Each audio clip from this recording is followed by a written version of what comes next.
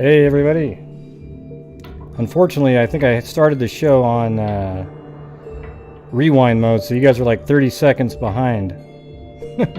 At least. But welcome to the personal paranormal experiences. It's really just paranormal experiences. And these are those crazy things that you have experienced in your life. You know, like I've told my story a bunch of different times. Well, I've got more than one, but you know, they're just spread out through life. You know, only like 2 or 3 that are crazy. You know, but I don't see ghosts all the time, things like that. But you guys are like 45 seconds behind me. I just realized, so I'm definitely gonna have to remember to do that next time.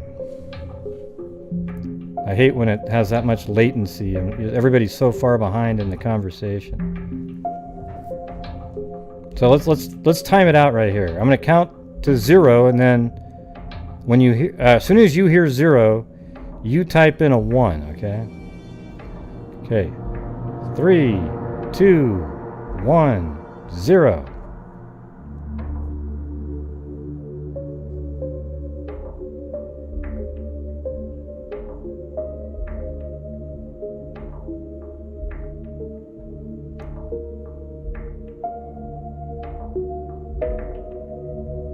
You guys are like 15 seconds behind. That's not too bad, I guess.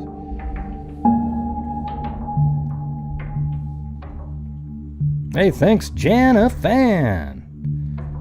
So we're gonna have to make sure it gets over 100 because YouTube won't add it to my totals because this channel has no income on it at all. I just looked. I made 80 cents last month on my videos. Those cool paranormal ones. All right. So anyways, there's the number at the bottom of the screen. You know what I'm going to do, though, is I'm going to put the number in the description of the video, too, because I think it might be easier for people to work with that. I don't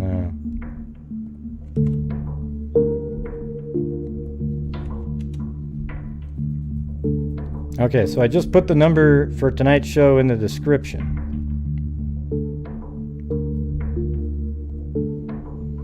And so what you do is you call in and you tell your paranormal stories. Those weird one-off events that have happened to you that you can't really explain. And what I'll do right now, and make sure that you have places, and so we can look it up, show it on the map, you know, kind of like the other channel. It's more interesting that way.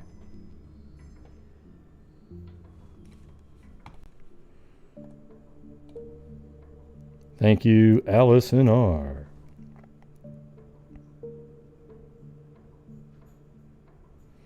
Yeah, well, it's just the way it's going to be, Juju Positive. Sorry.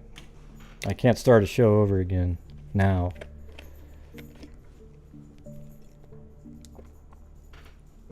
I don't know how you can notice if it's delayed or not.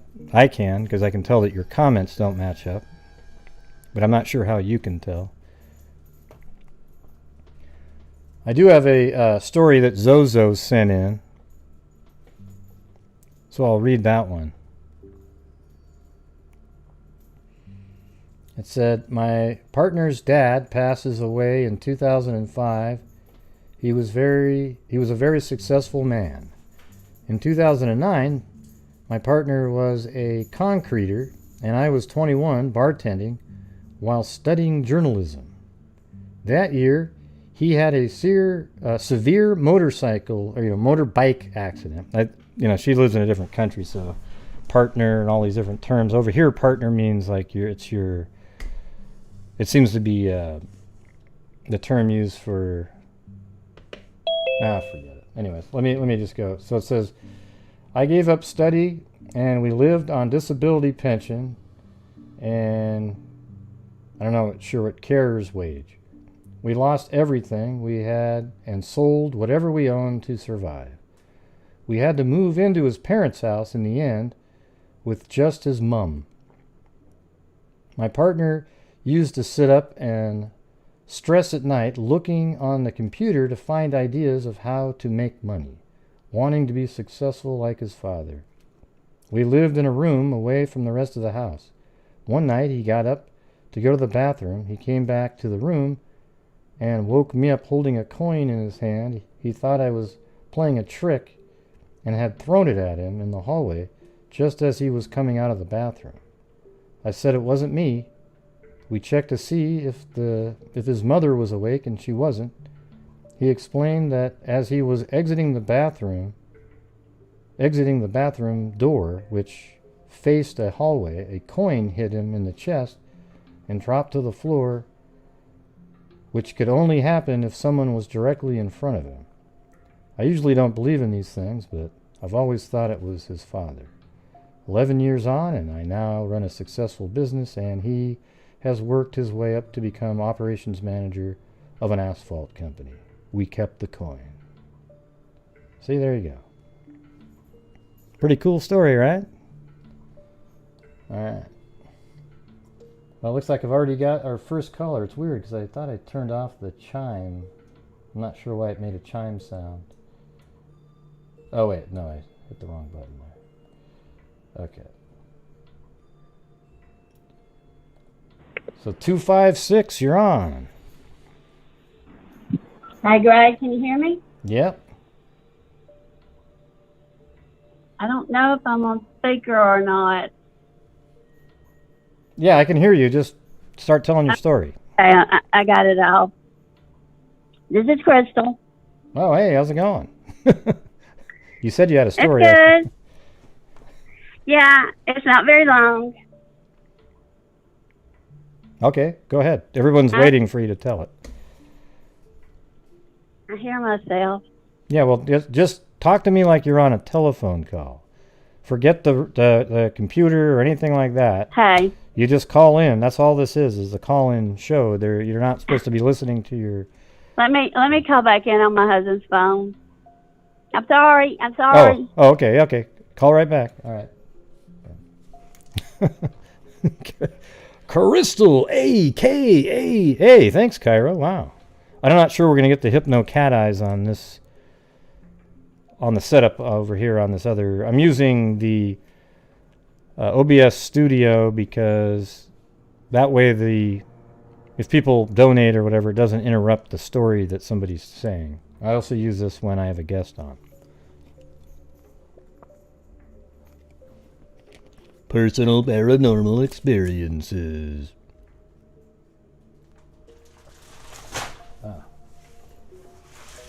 That was ice that was bagging down my knee after my exercise. Where's Crystal, a.k.a. Beaver Gaming sub?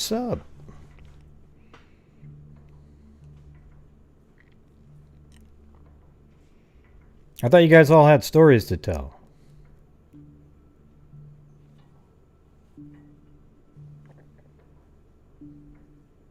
Yeah, so when you call in, do not use the show at all for audio. Just pick up your phone and dial it like you're calling a buddy.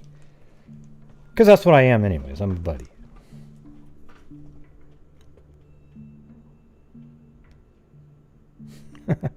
Hey, I'm glad you guys all made it over here. It feels like I'm at home. Hey, Juju Positive, how can you tell of the delay on your end? Like, what's the... How are you able to tell? I'm trying to figure that out. For me, it's really noticeable because people are talking about stuff that might be mentioned, 20 seconds ago. No, we're freaks, Jenny Penny, not weirdos.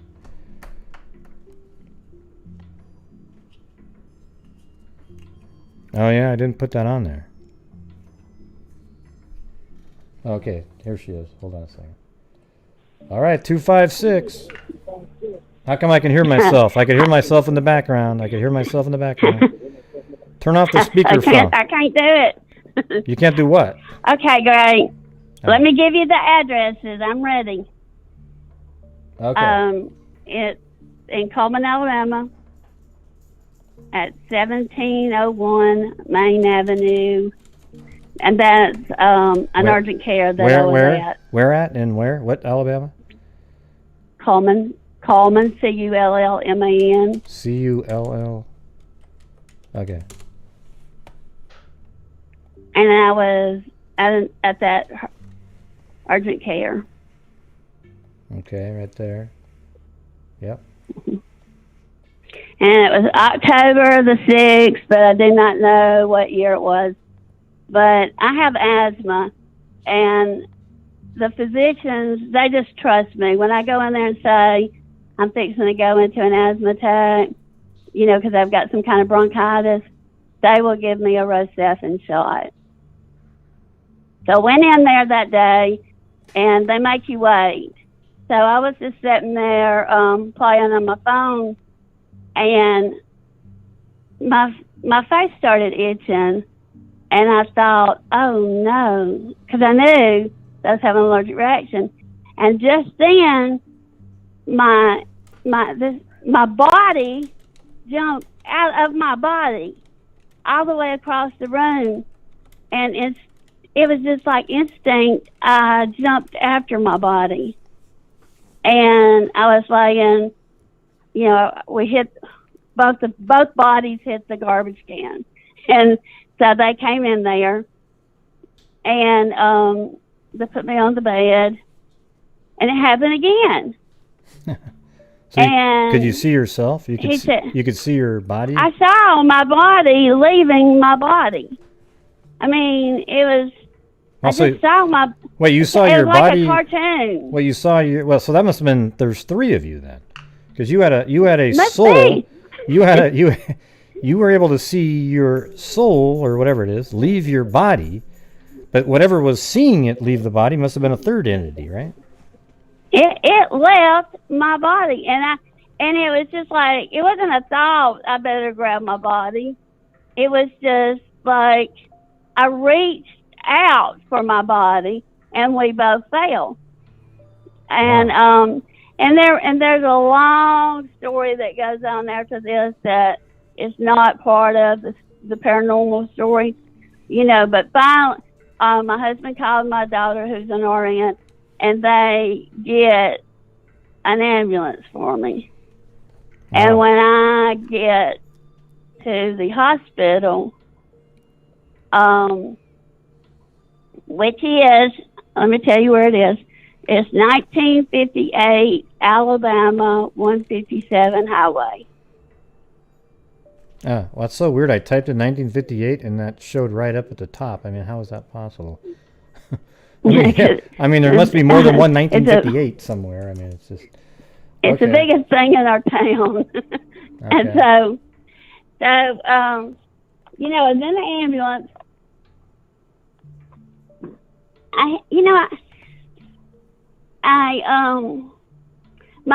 my oxygen level, the last time I heard, was 82. And let me tell you, they put you on a vent at 92. Really? Wow. I could not breathe. And I kept telling my husband, take my bra off, I can't breathe. Like I thought my bra was constricting my breathing, you know? And, but when we get to the hospital, you know, they roll you in that back door, and they rolled me, you know, up to a bunch of machinery. And both my daughters was standing right there on, okay, if I'm laying facing the door, the hospital door, not the back door, all the machinery was on the left, on the right, and my kids were on my left, okay? And there was this man, and he was brilliantly white, but I am supposing it was from the lights. That's what I'm thinking. You know, the lights were so bright in that room. Well, and they also have white, you know how the doctors have the white, you know. Yeah, he had a white coat on, and the lights were bright. And he was so friendly looking. He was just, like, he looked at me and smiled, you know. And let me tell you this. my blood pressure was 36/22. Wow. I was in bad shape. And I said, am I going to die? And a man, this is the freaky part, this is the paranormal part, other than my body. The story has never changed my mind. The nice man never moved, but a man came in the door, popping his gloves, and his body went into the nice man's body. And he said, "Not on my watch, you're not." Wow. The friendly man never left. He stayed right there at that machine, and that doctor moved right into him. And I kept blinking my eyes, like, where's that nice man? Where's that? I mean, the doctor that saved my life was nice. But, so that's the end of that paranormal thing. Wow. However, the next morning, this lady, I was like the celebrity of the hospital. Everybody who had ever had a death encounter was coming in there asking me about this and that. And I didn't tell them anything because I don't know, I just wasn't ready to accept it had happened. So I just said, no, I didn't have anything special happen. But this one lady came in and she said, I am, and she told me her name, and she said, I was on the I don't know, I can't remember, on the team to put a trach in you. They had called while you were in the hospital coming in. Your vital signs were so bad that they had the trach team there to put you on a ventilator. And she said when we started, the doctor put his hand out and said, wait, as long as she answers her kids, don't do it. And she said, that's what I've come to tell you. I have witnessed true motherly love. She said, because every time your stats would drop, your kids would say, Mama, fight, and you would open your eyes, and she said, you should not have been able to talk, and you would say, I'm okay, darling, I'm okay, calm down. Wow. And she said, as long as you did that, he wouldn't let me put it right. And she said, and you kept doing it. And she said, the love you felt for your girls was unbelievable. Well, several weeks left, and you start thinking about things. Several weeks passed, and I asked my kids, I said, who all was in that room? Those rooms were not that big, and it looked like there was at least 50 people standing behind y'all. And my daughter said, Mama, there was nobody else in that room. And I can close my eyes now and see them. But I don't recognize a face. I just seen shoulder to shoulder as tight as you could pack. So many people in that room that they said wasn't there. Wow. That's crazy. How when they would talk to you, your vital signs would get better. But man, that was a good story. Or two stories, but well, thank you. I saved it for you. Well, thank you. God, if you have any more, do it on the next one. All right. Okay. Hey, I appreciate it. I have some more, but nothing like that. Yeah, just save them for the next one. I got somebody on hold here, but I will. Thank you, Crystal. Thanks, hey, Beaver Games up, Crystal. All right, see you later. Bye-bye. All right. Thank you, Crystal. All right, 847. That's me, Christina Kubicek from Arizona. How you doing, Gray? Hey, pretty good. How you doing? Good. So my story takes place in my apartment, which I don't know if it's really safe if I give you my address for you to blast the that on the screen, you know? Huh. Yeah, well, just say where, like, the something block of something, you know. Oh, you could do you could do Thomas Road and Scottsdale Road in Scottsdale, Arizona.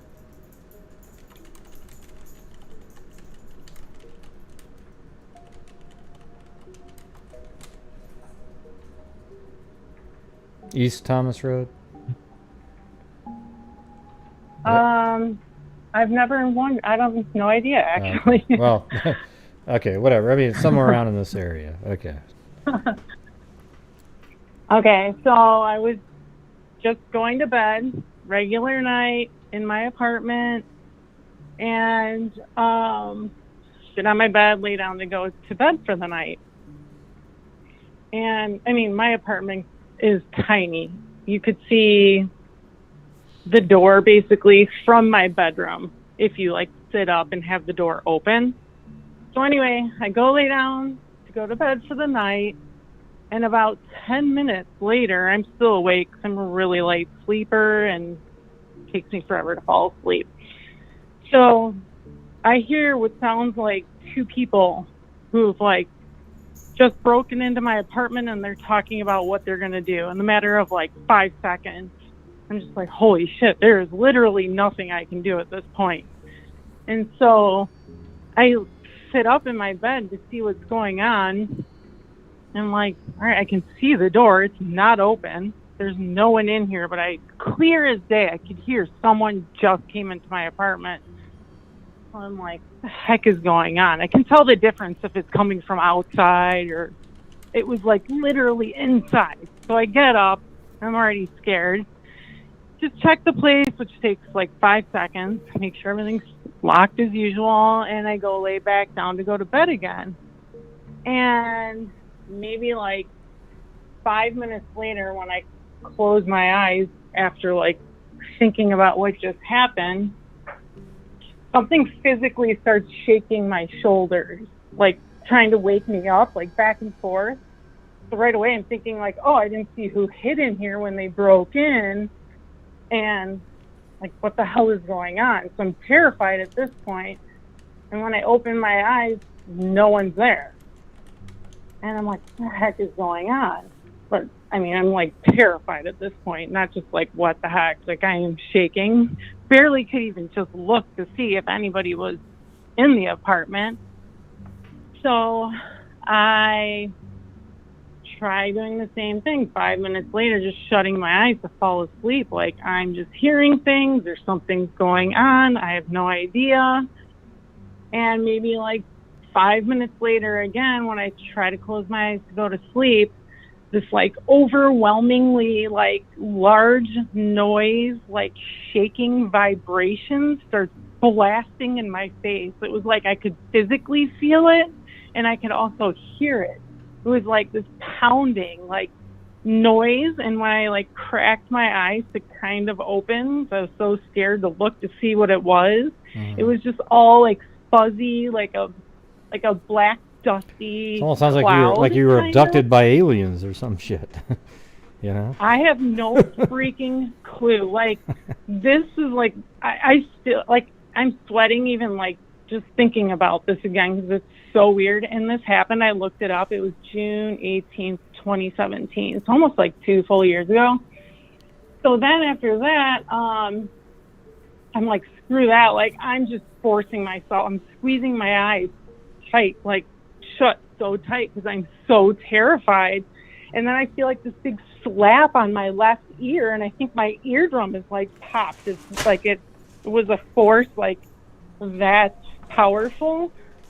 So then I'm like, okay, whatever this thing is, it's killing me, and it's like strangling me to it at this point. And I'm like, holy shit, like this is the scariest thing I don't have any idea what's going on. Like, I haven't even seen a movie like this because I'm the biggest baby. And so then I physically try to like use my hands to pry whatever the thing was off around my neck and like my ear, and I'm like yanking it, but I'm totally frozen. My legs don't move, of course, my arms or whatever. So you're like totally awake? And, you're completely awake at this point? Totally awake through this whole thing. Never went to sleep. Wow. Never. And even when I actually do sleep, because I don't really sleep as much as the normal person should, and I'm the lightest sleeper, I forgot where I was going with that, what your question was. Well, you were just talking about how you were trying to take the thing off your head and, your ear. Yeah, so thinking like, okay, I want to pull it off, like save my life because I'm choking to death right now, right? So I'm going to like pull, but I'm frozen. And I'm like, all right, this is it. I'm just going to die. This sucks, basically. Like, here it is. And then in an instant, it was completely gone. Everything stopped. Nothing was there. There was no like cloudy, smoky kind of image. My left ear still hurt like hell though, which was super odd. My throat kind of felt sore. And then I just slowly like sat up in my bed. And I remember like I kind of started crying. And I'm like, wait, I can't let it see that I'm afraid or it's going to defeat me or whatever. So I'm like, okay, I'm not crying, like just trying to think of anything. I have no idea what the hell is going on. And then I just keep looking around. I'm like, I don't know what that was, but nothing's there anymore. I think I'm okay. And I grabbed my phone and I remember just typing everything in my notes section, like to the details. So I'm like, this is the weirdest, craziest thing ever. I have to write everything down so I never forget it. And then, and then nothing like that ever happened to me again. Still in the same apartment to this day, and I have no clue. My mom's like, yeah, maybe someone died in that apartment before you or something. But you never had a moment where you weren't awake. Yeah, right, where you weren't awake. Like you literally just remember that happening, and then you continued to be awake, and then started probably calling people and trying to figure out what happened, right? Or you just go back. You didn't go back right back to bed, I'd imagine. Oh, no. I don't think I went back to bed that entire night or probably the next day either. Yeah, it was super weird. I was trying to call around. And that was like back in the day when I was on Facebook. So I found like a group where other people had something similar happened to them. And they're like, oh, that's a demon or whatever. I'm like, I'm not really sure. And like, I don't know any of that kind of stuff. And that's basically, it was like the end of it. God, that's crazy. I'm just trying to figure out what that... it's so weird because that's something that really happened. Oh, and then really one other to you, thing, sorry to hear. Yeah, go ahead. Is I was researching a little bit online too, I remember, and the only thing that sounded something similar is when people already had been sleeping for a while and they're in a deep sleep. Mm-hmm. I'm like, I was wide awake. Like I never went to bed. Right. I laid down. That's but why I didn't. That's why I wanted to clarify, because you got people in there that, it must be sleep paralysis, but no. Yeah, that's what it said when I because you were awake. No. Yeah. It wasn't. And my body didn't do any kind of levitating shit or like there was nothing like that. It was just straight like something came in that was trying to choke me. It was like I was watching it, like it happened to me, and then I physically like. That's what they felt say the too, pain though. on my body. Well, they say the same thing. Like sleep paralysis, people say that they were awake, they just couldn't move. But the thing is I think there's a difference there, because they were asleep, and then they thought that they were awake and they couldn't move. Where in your case, you literally were awake, and then all this shit started happening, right? Yeah. Right. That's where the difference is. So, wow. Well, good story. That was a good one. Thanks. Hope everyone can sleep good tonight. All right. Have a good one. Thanks for calling in. Thanks, you too. Bye. Bye. Christina Kubacek.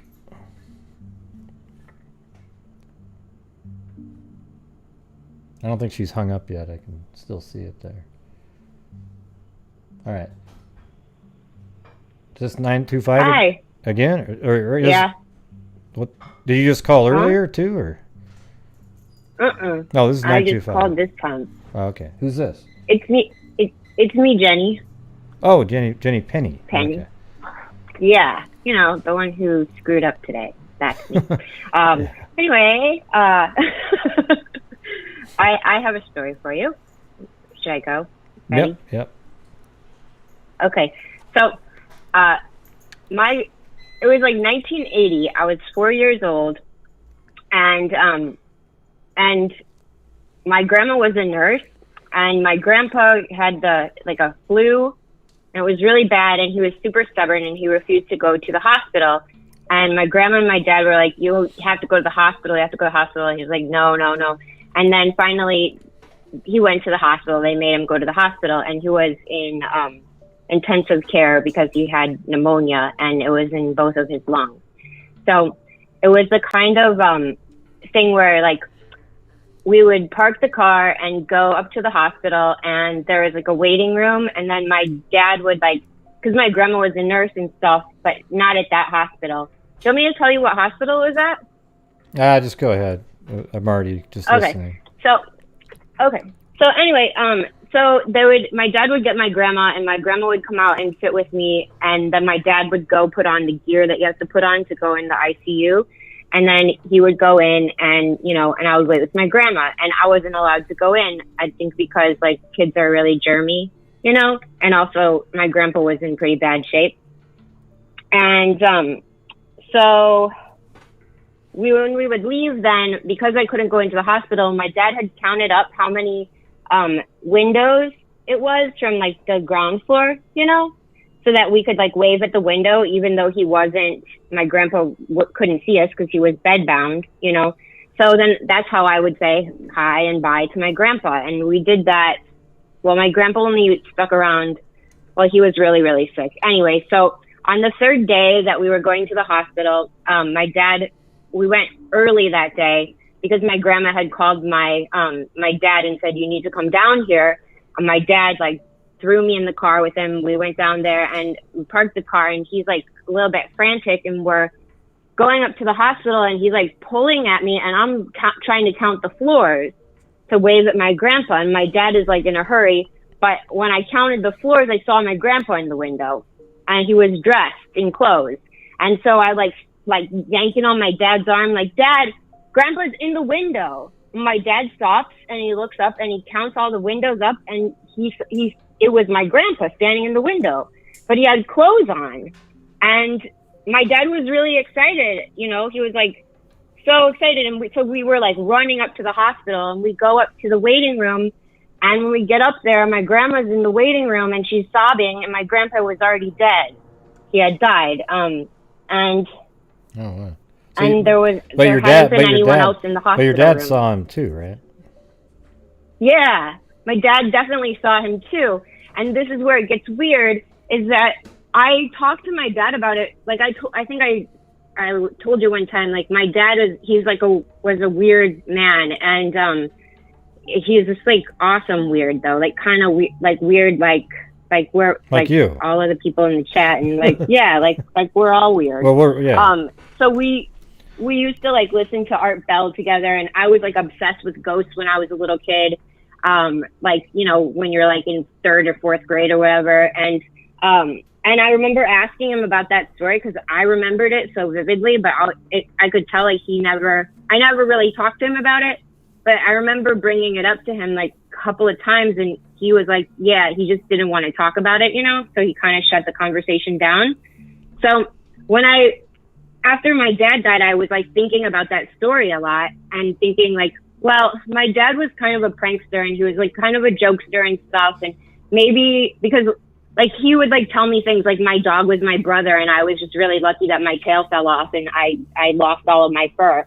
He would tell me, like, weird things, like, if I untied my belly button, my butt would fall off. So I was, like, kind of wondering, like, thinking, I wonder if that was actually real or if it was just something that I came up with in my head. So I've had to talk to my uncle on the phone a lot since my dad has died. And one afternoon I asked my uncle, like, hey, my uncle is way different than my dad was. My uncle's, like, super straight-laced. He's like the exact opposite. Anyway, so I was, like, told him the story. Like, can I ask you something? I'm going to tell you this story, and it's going to be really weird. and I just want to know if you've ever heard this story before. And I left out the part about my grandpa waving at us and wearing clothes, you know, in the window. I just said that we saw my dad or my grandpa in the window, but I left out the part about him waving, you know. And my uncle, I finished the story, and my uncle goes, "Yeah, I've heard that story. Your dad told it to me like right after it happened, because my uncle was living in Rochester, New York, so he wasn't in town because nobody thought my grandpa was going to die. We just thought he had the flu, you know." And so my uncle was like, "Yeah, I've heard that story before. Your dad told it to me." And then my uncle goes, "But from what I recall, your like grandpa was waving at you guys." And I'm like, "Oh, weird." Anyway, that's my paranormal story. When I was a teenager, like a little kid, like 3rd, 4th grade or whatever, I wished I could see a ghost. I would like pray to see a ghost, you know, but I never saw one. Oh, well. So, but hey, it sounds like it was a story that was true to you and your dad, and he even told your uncle the same thing. So sounds like it actually happened. Yeah. Well, and cool. Then like, I'm not going to tell you my other stories, but later on in my life, I had 2 other experiences. I got another I'm not going to tell you it. Okay, good. Bye. All right, have a good one. Yeah, wow. Thanks, Jenny Penny. You can always tell she wants to keep telling another story. All right, here we go. 618. You're on. Hi, Gray. It's Stacie Galloway. Hey, Stacie, how's it going? Good. How are you doing? Yeah, not too bad. This is a fun night. Nice and creepy. Oh, my goodness. Yeah. What better thing to do than this on a Saturday night? This is just awesome. Hanging out with you and the creeps, the creepy freaks. Maybe on this channel people are called. Maybe on this channel everyone's called creeps or weirdos. The Weirdo Family on Paranormal. Because that's what Jenny Penny called us. We're all weirdos. Yeah. Anyway. Oh my gosh, I love you all so much. This is just so much fun. Yeah. I had something I wanted to. I haven't talked about this in a while, so I'm going to try to keep the details straight. But this is I call it a glitch in the matrix story that happened in 2009 in Cimarron, New Mexico. And a friend and I, and her name's Lori, a friend and I used to explore all sorts of places in New Mexico. I mean, we would grab our recorders and our cameras, and we would go to find abandoned ghost towns. And we weren't necessarily looking for hauntings as much as just the history and the beauty of those buildings out there. And New Mexico's just a beautiful state. I live in Illinois now, but oh my goodness. So with this one, we decided to stay in a haunted hotel, and we picked the St. James that's in Cimarron, New Mexico.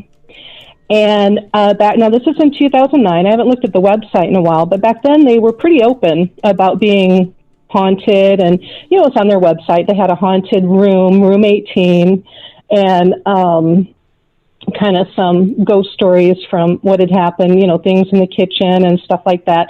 And the hotel tried to keep with its historical aspects. So the rooms are kept with antiques and stuff. There's electricity, but there's no TVs or clock radios or anything like that. Only 2 stories, right? Like a 2-story building? Yes. Okay. Yep. I think I've got it on the screen. The same. Yeah. Yep, right there.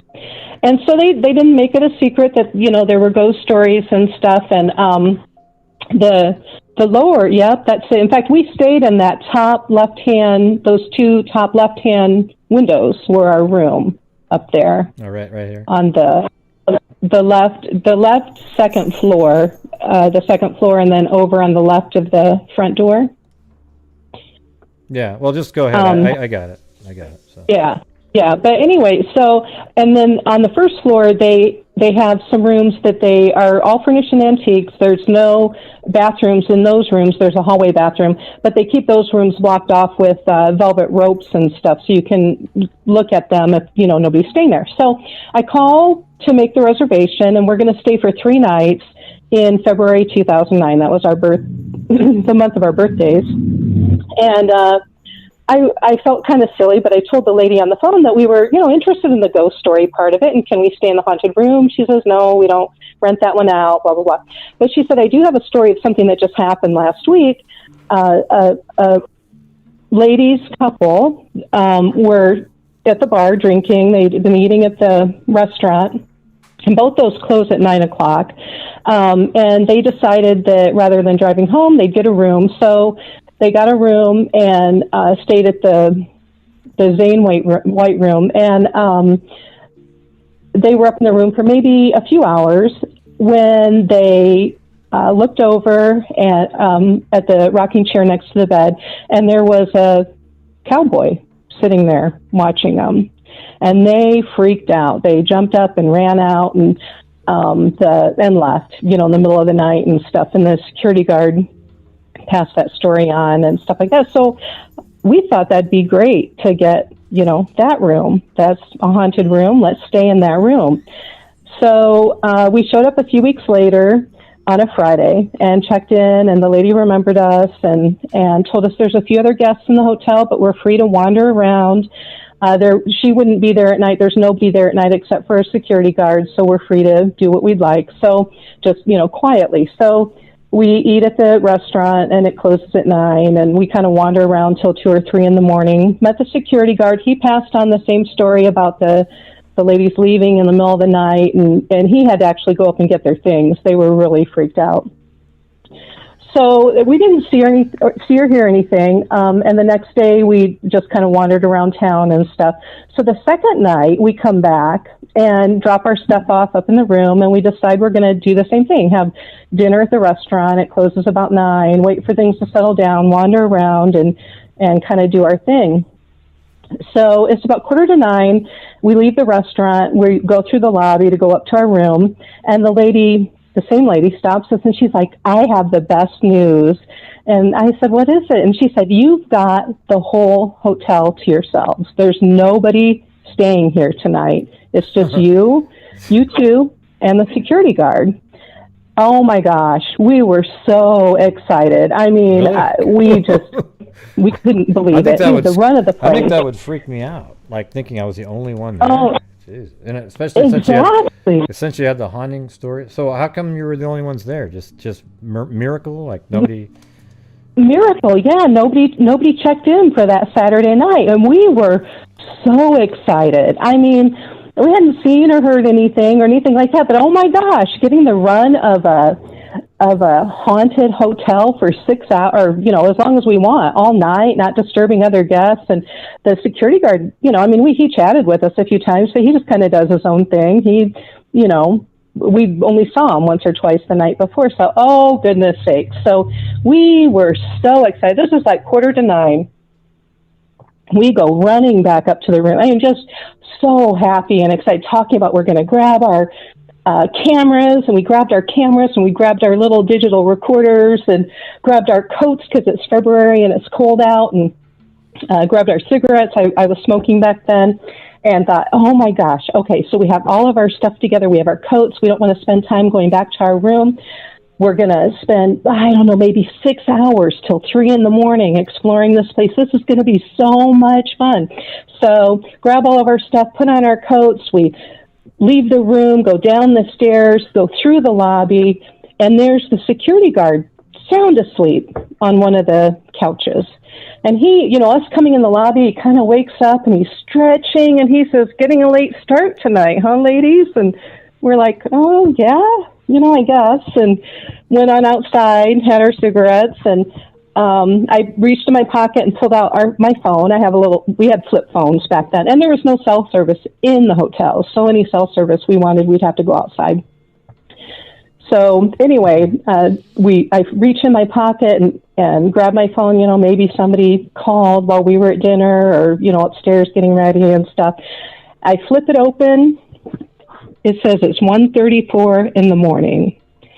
I was like, no. I waved my phone around up in the air, like trying to catch the cell phone waves, and just, it's weird. I mean, it's not on the right time, and it doesn't change at 1:34 a.m. So I look over at Lori, and I'm like, Lori, what time is it? she looks at her watch and kind of, taps it like it's broken and sticks her hand in her pocket and pulls out her phone and flips her phone open and looks at it, and she's like, 1:34? I'm like, no way. No, that's not right. So we go back in and ask the security guard, what time is it? He says, looks at his watch, he says 1:35. He looks over at the clocks and, yep, sure enough, everything says 1:35 a.m.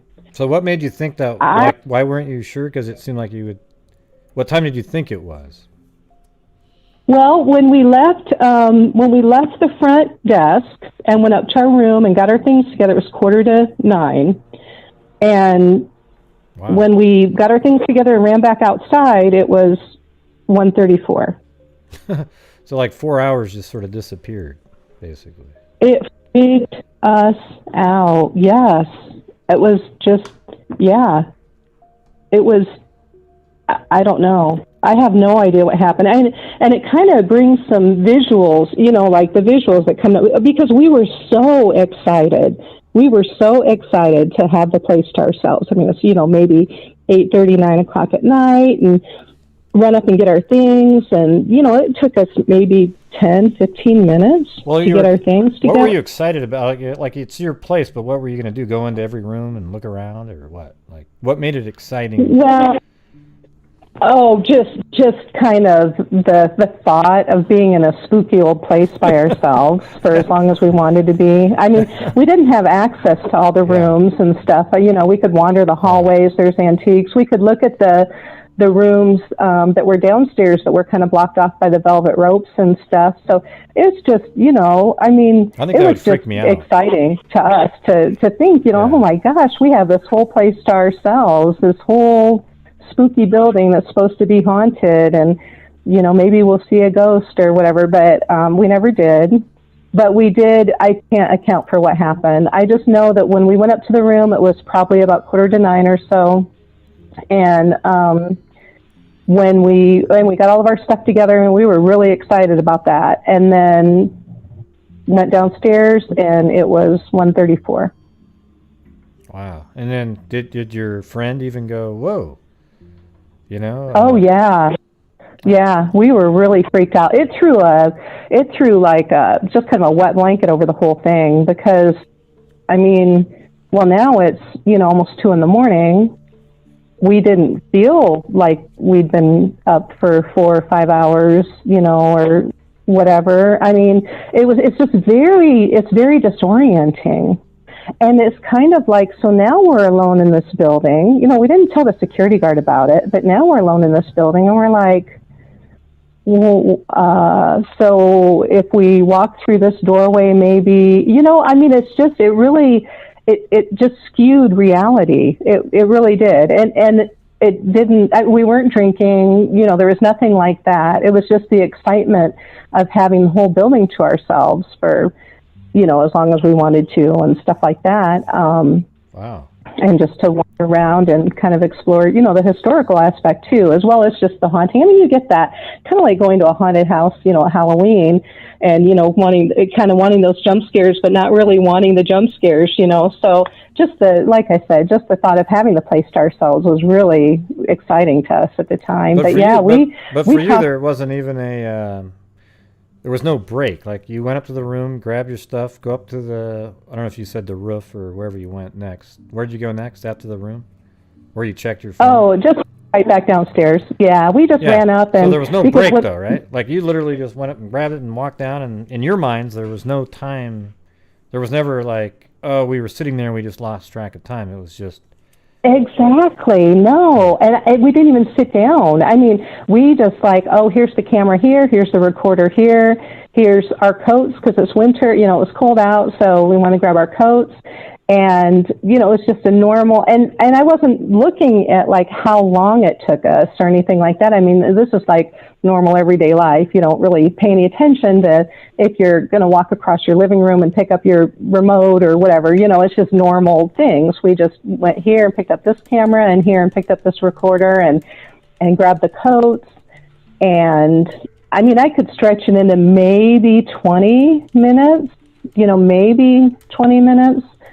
that we took, half hour, but we were just so excited to have the place to ourselves. The restaurant was going to close at 9, and, you know, then we knew everybody would be gone, and it'd just be us and the security guard, and we probably wouldn't see much of him, and just, you know, wander the hallways. They have a room set up like an old poker playing, a room set up like there's a poker game in progress, so there's a table and chairs and more antiques. So there's, you know, other rooms you can go into, and then looking at the rooms that are on display for their antiques and stuff, and you kind of go in there and look around and stuff. So I'm sure we would have filled up. I mean, we would have easily filled up, you know, 5 or 6 hours worth of things. But for it to suddenly be 2 in the morning, it did. It just, I can't even, I don't even know if I can describe the feeling. Very, very disorienting, and just kind of making you question things like all your senses, because to lose 4.5 hours when you think you spent maybe 20 minutes. I mean, what did we do? Did we run up there and just freeze and stand like mannequins and not do anything for 4 hours? I mean, that's really that's really creepy to think about. Or did we? You even had a witness of it. Hey, I'm sorry. Well, you even had a witness. Your friend was a witness. But let me say something. I only want people to call in once per show. So if you have another show, that's why I typed in 1. I was answering a question. All right, you guys? Okay, great. Yeah, so, I mean, at least you have your friend that actually witnessed the same exact, lapse or, just time disappearing. Like you said, the glitch in the matrix. Right. Yeah, if it was just me, I mean, that would make it even weirder, but I would definitely be able to throw some doubt on myself, though, because if it's just me, I'm thinking, well, I'm imaginative, and I just got distracted. I mean, I would still be freaked out for sure, because it's just anybody losing, 4 hours or whatever. But yeah, with Lori, and we talked about it a few times since then. I mean, I moved out of New Mexico in 2011, and we've visited with each other a few times since then, and it comes up. We've had other weird things and stuff, but that one in particular comes up, and it's really uncomfortable when we both talk about it, because there's not a good thing. We can't even say we got distracted and say, I don't remember sitting down in the room. All I remember is grabbing the camera and the recorder and the coat, and our plan was to go outside real quick and then have 6 or hours of the hotel and wander around and take pictures and maybe hear a spooky sound or something. So yeah, we were just so excited. So yes, that definitely made it all the more odder that it was both of us. It makes her really uncomfortable. Did you tell the hotel your story? We did. Well, we did, yes, because I reserved the room for 3 nights, and I didn't go into. I mean, I could stretch this out into this huge, long, really rambling story. But the first night was even though we wandered around for a few hours, there were other people staying in the hotel, so we were trying to be quiet, and we were up till maybe 2 a.m. anyway, wandering the hallways and kind of, looking at the rooms that weren't being used, that were open like museums and stuff like that. But when we went to sleep, well, we were sleeping in the room where the women had already seen a cowboy appear. So that was kind of, when you're tired, you're thinking, oh yeah, somebody saw a ghost in this room just a few weeks ago.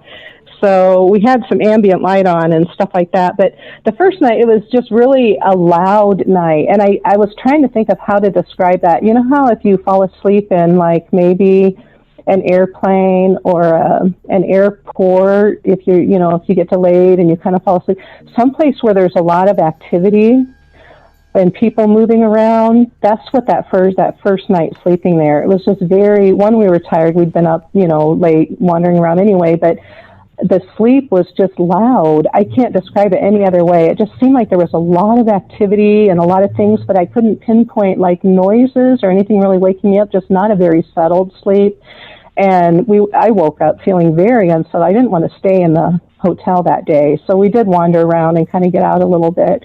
So the next night was when we lost the 4 hours. That was really disorienting. I mean, now you're kind of thinking, it feels like something's messing with you. I mean, it's really easy to get lost in fears and kind of, like I said, questioning your own senses and stuff. It's very disorienting, especially the not being able to account for those 4 hours. So the next day, we made the decision to leave. It was, and I kind of feel funny saying that because there's not that one thing that just jumped up, but it was a very draining experience. I mean, it felt like we just need to get out of here. I mean, it's just a real heavy place, and not very restful, especially, the first night wasn't very restful. That could be, like I said, we're sleeping in a haunted place. Somebody just saw a ghost in this room. That has 100 years of history here around us and stuff like that. But after the second night, it was just too unnerving. I mean, you start, I don't know. I don't know, what if we open this door and there's nothing there and you just step off into oblivion? I mean, we weren't saying things like that to ourselves, but when your senses are disoriented like that, it's very, very nerve-wracking and very hard to relax, and you just kind of get exhausted with it. So we left. I did tell her that when we were leaving and hoping she wouldn't, charge us for a third night. She was very kind, and she didn't. But I don't know that she really believed us. I mean, it's easy, they don't know us. I mean, they were just drinking. They thought it was one, they thought it was 9 and it was really 2, or, I mean, when you don't know people. So I don't know how seriously they took it or anything, but they were nice enough to just let us go without charging us for the third night, even though we'd reserved it. So, wow. Yeah. That's we crazy. Just left and stayed in another place. That's crazy. Yeah, it was unnerving, and I haven't said that story in a while. I did talk to my husband about it when I got back, and like I said, Lori and I have talked about it a few times, and it's way up there, in the weirdness scale. For sure. I mean, I still can't explain it. And I try, you look at things like that and you try kind of grasp for explanations. And the biggest one that comes up is, we got distracted. But I can't account for that with how excited we were to be, to have the run of the place. I think it would give me anxiety if that happened to me. Because I would feel like something. Like I need the answers. I need to know what happened. But you might not ever get to know. Yeah. So, wow. Yeah, I almost want me to pop up and say, Stace, I remember now. We thought, let's lay down for a little bit, or not that that would be weird too. But I don't know. Yeah, it does. It's nerve-wracking. It'd be weird because it just felt better because your memory. It's not even that long ago. Like 9 years ago or whatever, but it's you were just doing what you're doing, and I mean, obviously it happened the way you're saying it happened. If she said to you, now I remember we fell asleep, well, that would be even more confusing because neither of you thought that at all at the time, right? Right. It would be really weird. She was probably more enthusiastic about this whole exploring creepy places than I was. She went to the newspapers about it, not this story, but our kind of rambling around New Mexico, searching out haunted places, but mainly searching out abandoned towns. There's a lot of abandoned towns in that state, and we spent a lot of time just rambling around. A weekend like this for us was not unusual. We do this about once a month and pick a spot and just go. And we, stay in an old mom and pop motel from Route 66 or something like that. So she was we were both enthusiastic about it, but she would tell everybody about it. Like I said, she went to the newspaper and they printed an article. Did they really? Wow. I didn't know they were going to. I was The Matrix. I was still in the military.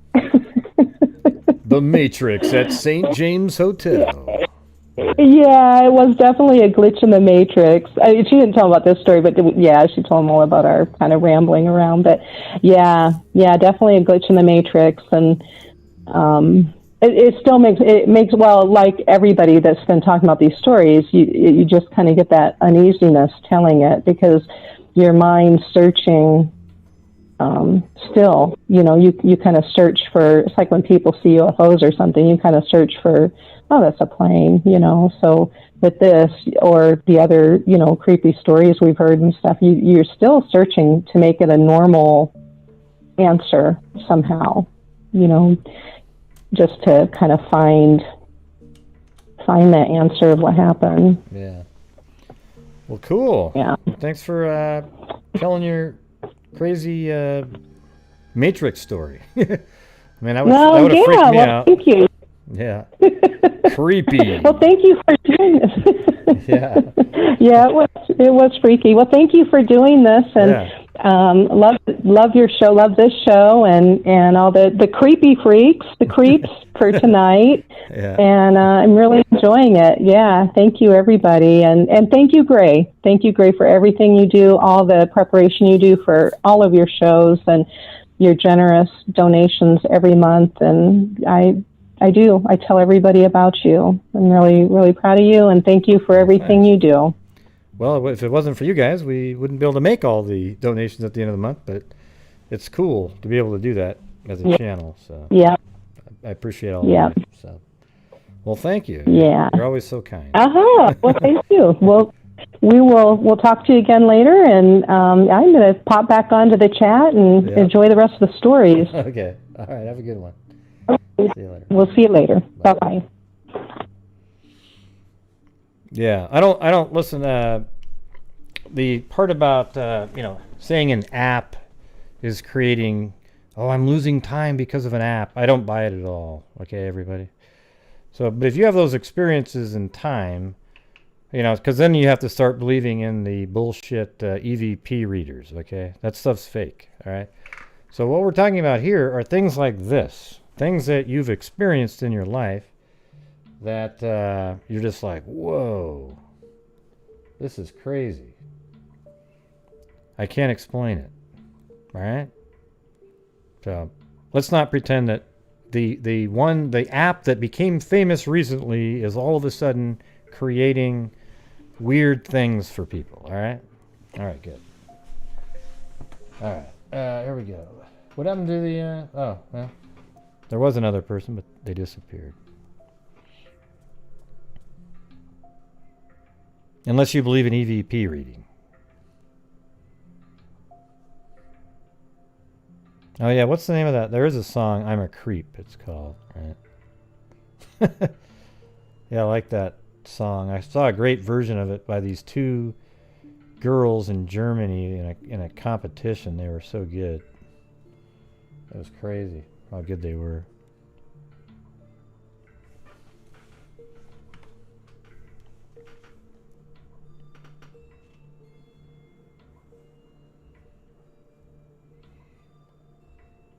Yeah, let me see if I can find that one. Hold on.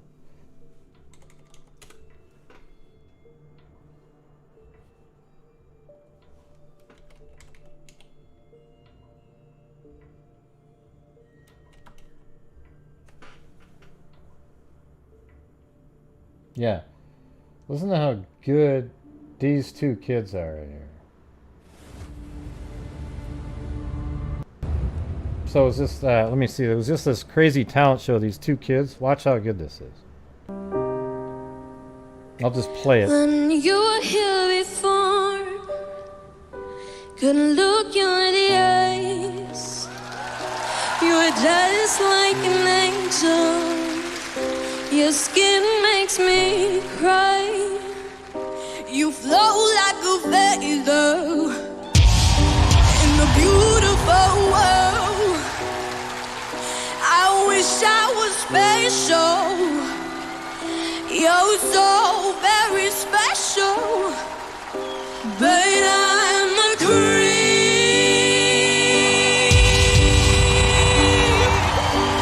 I'm a widow.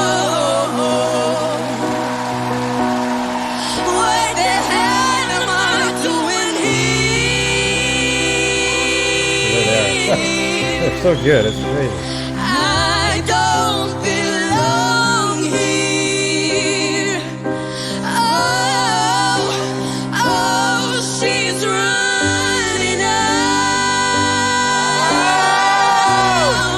She's running out again. Oh, but I'm a creep.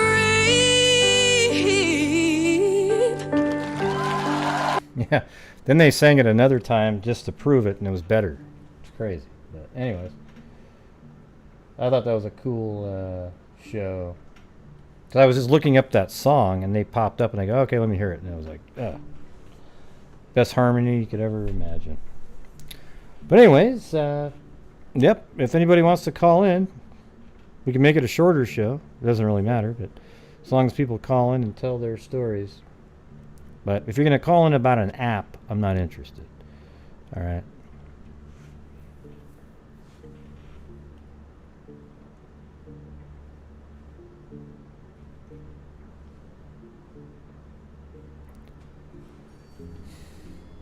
Yeah, you guys should go look it up. Just type in like creep talent show, and then their second time around was way better. I mean, it was even better than that one.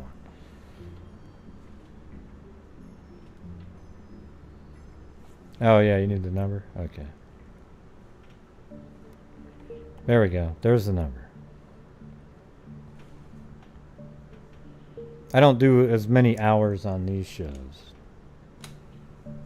2 at the most. We're at 1 hour and 10 minutes. Yeah, and just call once a show, okay? So keep your other story for the next one. That way we can spread them out.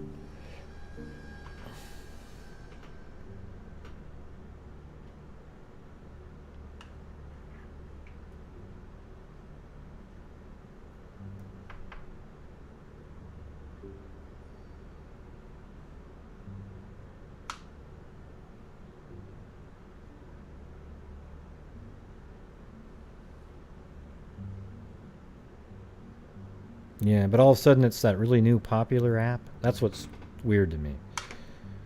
You know, because it's popular because of the 2 bodies found. And all of a sudden, oh, wow, it made me, you know, I don't know. I just don't buy any of the stuff related to that. You know, an app. You know, it's sort of like EVP reading, right? Yeah, it's no big deal. I'm just saying. I just don't want to do the app thing. All right, here we go. Let's see what we got here. 347, you're on. Hey, Gray, it's Whiskers. Hey, how's it going? Chilling, I'm good. Just listening to you guys, so your creepy stories. Mm-hmm. Well, what's your story? I was calling. I don't know if you would consider it paranormal, but I'm still, like, thinking about it, like, skeptical about it. I think about, I don't know what today. Today is Saturday. I think it was like Thursday night. You know, I listen to your shows every night, and you come on kind of late. Like right now, it's 12:41 a.m. for me. Mm-hmm. So you know, I'm at my place, and it's just myself here. Where I live at, my parents live across the hall. Their apartment is across the hall, and she used to have these 2 apartments because I came from a large family, you know, and when my oldest brothers, they all moved out, I took over the apartment because, you know, I was living alone. I wasn't in a relationship at the time. So I paid the rent here. But when I had got married to my husband, I still continued paying the rent because I didn't want her to lose the apartment. And I still had some things here. So I just eventually was telling her that I was going to let the apartment go. But that was before all the issues that I had now. So I'm actually kind of glad that I kept paying it because now I have somewhere to actually live. But make a long story short, it was late and it's quiet here. And where I live, there's like a fire escape. You know, like we have like the gate and the door, the window, you can open it and go down the fire escape. So I always check every night that everything is locked and all the locks are locked and the fire escape gate is all closed up and stuff. And that particular night, I heard like a knock on my room door. And I was scared because I'm like, there's no one here, you know, it's just me. Everything is locked up. So at the moment, I just got up, and even though my room door was closed, I actually locked my room door. And then I was like, you know what? I'm not going to be scared. I'm probably just tired, and I'm here by myself, and I'm still getting used to the fact that I'm by myself. So I left it alone. And then like about a half an hour later, I said, well, let me go out. Let me go to the bathroom and just double check everything. And I did. And I went to the bathroom and double checked. Everything was locked. I was like, well, maybe I'm just tired. I'm tripping, you know? So the next morning I got up. I didn't sleep very well, obviously. I got up early. And when I get up early, I usually take off the chain from the door. Because, you know, I have like the bottom lock, the top lock, and then the little chain that you put on the door. Mm-hmm. I took off the chain and the top lock because sometimes my dad will come over here and he'll want to water the plants and all that other stuff. So I leave it unlocked in case he's going to come over. And I heard like the door slam. You know, usually when they come in, instead of shutting the door, they'll let the door slam, which I find kind of annoying, but whatever. I heard the door slam. It was early in the morning, probably like about 9 or 10. And I said, well, maybe that's Dad. He's probably watering the plants. So I'll go over there in a little bit and see what they're up to, you know. So I get up and I'm thinking, I'm going to walk over there and I'm going to scare him. So I go over there and there's no one there. So I'm like, okay, well, maybe he left. So I go and I get my cup and I said, well, let me go get some coffee from them over there because I know they made coffee already and I have it. So I go over there and I'm like, I go to my mom's room and she's laying there and my dad is laying there and I'm like, oh, you went over there to water the plants? And he was like, no. So I was like, well, then my brother went over there to do something. And he was like, no, nobody went over there. And I was just like, nobody came, but I know I heard the door slammed. And I was like, well, maybe it was somebody from upstairs who slammed their door. But I kid you not, it just sounded like it was right here in this apartment. So it was like the night before I heard a knock on my door. And then in the morning, I thought I heard someone come in. So it was kind of creepy. I don't know if that's what you call paranormal. I just know that I have no explanation for it. Yeah, well, that's you know, kind of like that. You know, who knows where that came from? Yeah, I thought maybe I was just tired and I'm just getting used to things again. You know, Yeah. I don't know. Yeah. That's pretty much it. Nothing crazier than that. But see, those are the normal ones, like you know, like a weird sound or something like that you can't explain. Yeah. Yeah. Yeah, it's just like, okay, I guess I'll never know the answer to that, but do I really want to know? Not really. Yeah. Yeah. Well, that's some weird shit right So there. that was a bit. Well, thanks for calling in. All right. No problem. And Take care. And See you in the chat. be safe with all your other stuff. All right. Take care. All Bye. right. See you. Bye. Bye.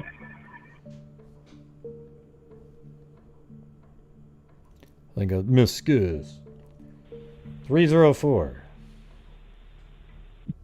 Hello. Hello. Yeah, this is 304. Yep. This is 30. Hey, listen. So I got a great one for you. I was on the App Store and I downloaded this app. No, just kidding. Yeah. Yeah. I do have a short one for you. It's not the same one I told before because I don't really believe in ghosts. But real quick, prior to saying it, Stacie Galloway's story was awesome. And if you remember when I went down, I was in New Orleans, and I was at that hotel where that Zach and Addie stuff happened. Mm-hmm. Because of COVID, I was the only person there.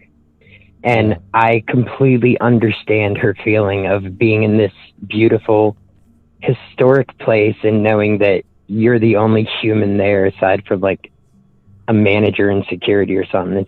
It's a weird feeling. And yeah. Yeah. I enjoyed that feeling as well. But yeah. So this story, it's a ghost story, and like I said, I don't believe in ghosts, but if you want the address, it's 12021 Echo Dell. Wait, what is it? Start over again. I wasn't ready to type. No, you're good. 12021 mm-hmm. Echo, like ECHO, Dell or Dell Dell Echo Dell Road, and it's in East Liverpool, Ohio. I think that's. Oh wait, that's not. Wow, there's. I actually have one in where I live. If you can believe that, that's crazy. That's crazy. Yeah. I mean, that's there's weird. the Echo. There's a 12021 Echo Dell Road in Oregon. I mean, what are the odds of that? That's right. crazy. What state was that in again? It's in Ohio. The city's called East Liverpool. It's Beaver Creek State Park. Okay, yep, I'm in there. All yeah, right, well, so- here's the thing: is like you always say, "Oh, I don't believe in ghosts," but then you have these stories that you can't explain.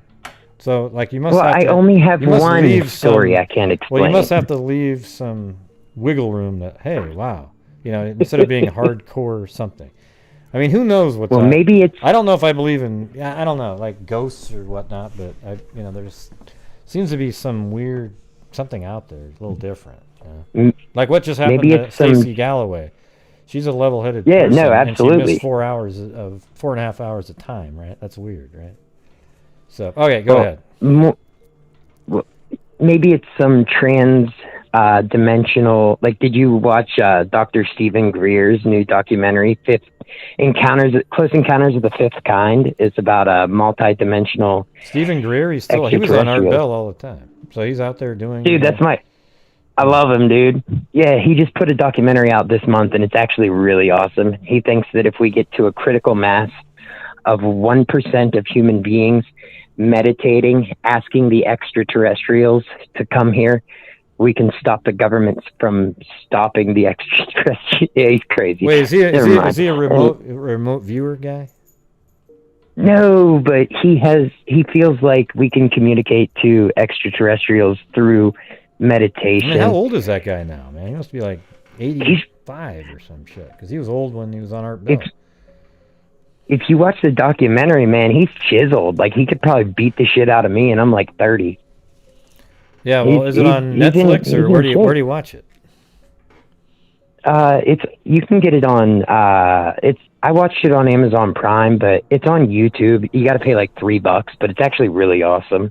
What's it called? But Close Encounters of the Fifth Kind. Oh, okay.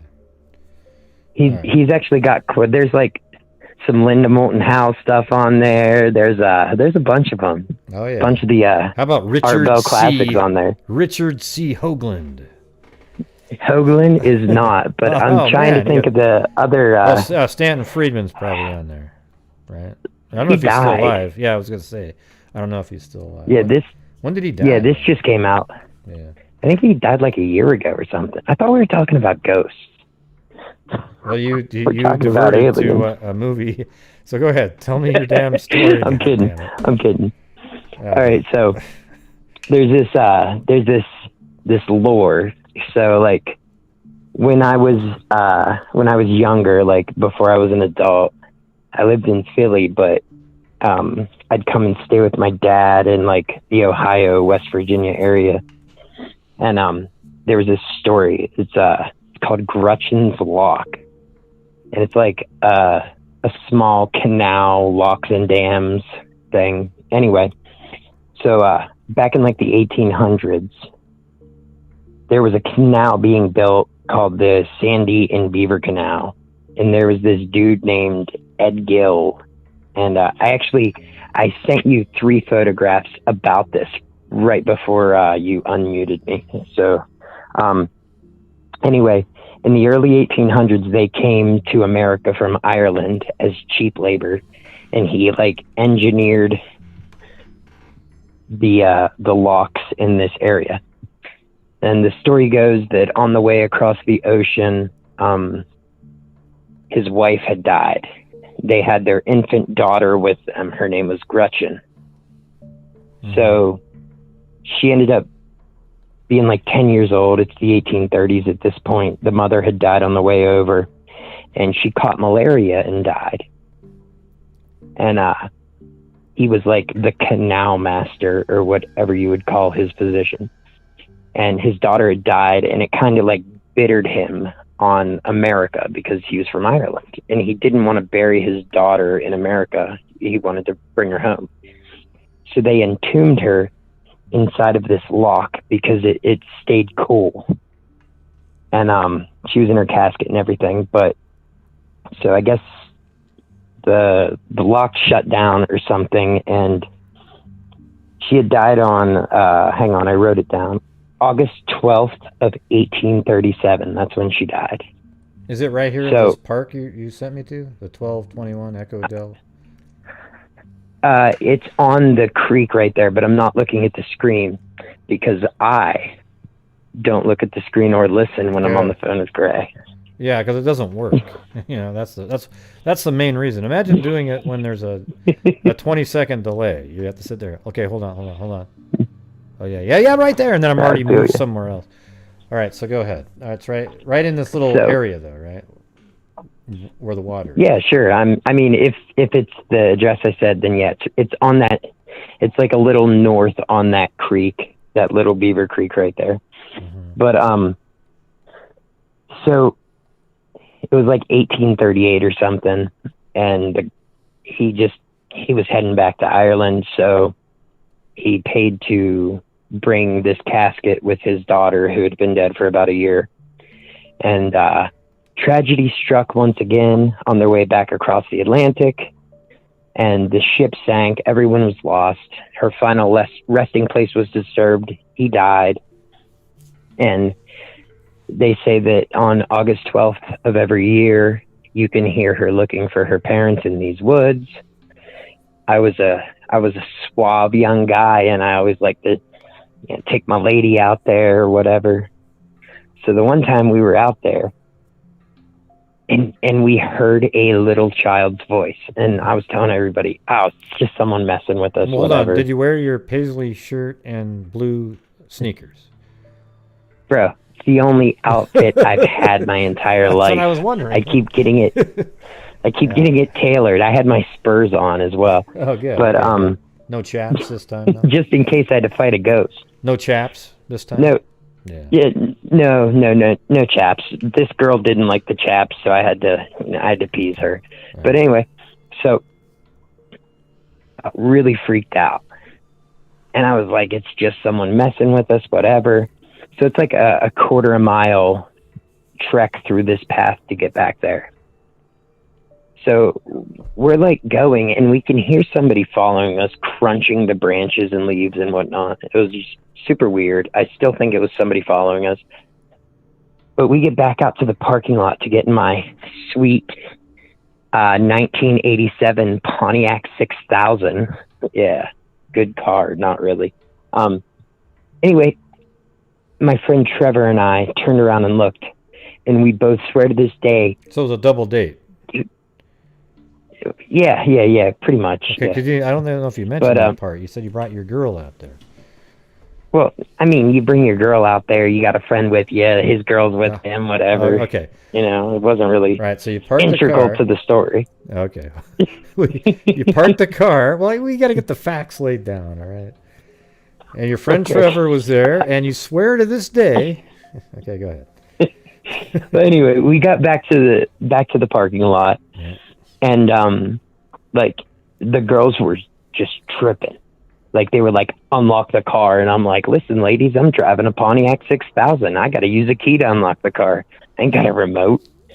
So, and I look back, and I'm like, what the hell is that? Trevor looks back, and, dude, it was a female that was glowing. Like, But you saw it, though. You saw it, though, right? I saw it, and so did Trevor, because I was like, dude, look. Okay, so what do you think it is? And we're like, holy shit. Okay, well, what was it then? Okay, if you don't believe in any of the ghosts or anything, what was it? Just somebody pretending they knew you were going to be there? And No, dude, listen, here's the thing, though. Earlier on August 12th, it's a big story in that area. Mm-hmm. So, like, August 12th, they have, like, tours that, like, from, like, dusk until, like, 10 or 11 p.m., like, they take tour groups back and tell the scary story.